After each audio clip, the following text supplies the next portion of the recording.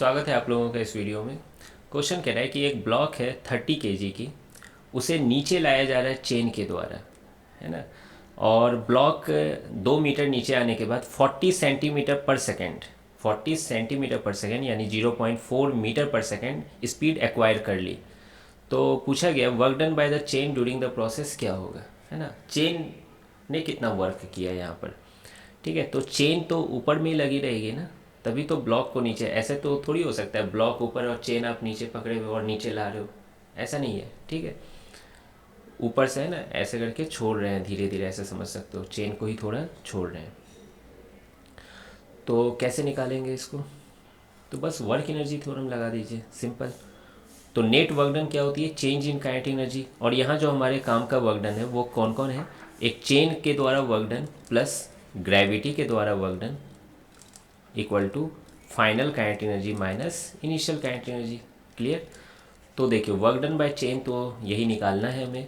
Gravity की work कैसे होगी, अब वो देखिए, शुरू में ये यहाँ पे था तो mg नीचे लग रही है, और हमेशा नीचे जब भी आ रहा है वो mg किधर लग रही है, नीचे ही लग रही है, ठीक है। mg हमेशा नीचे ही लग रही है और डिस्प्लेसमेंट भी नीचे हो रहा है, तो क्या ये पॉजिटिव वर्क डन हो जाएगा, mgh, है ना। फोर्स और डिस्प्लेसमेंट दोनों सेम डायरेक्शन में है। फाइनल काइनेटिक एनर्जी कितनी हो जाएगी, हाफ mv², और इनिशियल काइनेटिक एनर्जी तो 0 थी, है ना। तो वर्क डन बाय चेन कितना हो जाएगा, half mv² minus mgh। Initial क्यों 0 थी आप समझ रहे हो ना, क्योंकि कहा गया है कि ये स्पीड एक्वायर की है, तो मतलब पहले रेस्ट पे रही होगी तभी तो स्पीड एक्वायर करोगे आप, है ना, इसलिए 0 लिखा हूँ। हाफ मास की वैल्यू कितनी है, मास की वैल्यू 30 kg, तो हाफ इंटू 30, ऐसे कर लो, हाफ को नीचे रहने दो, 30।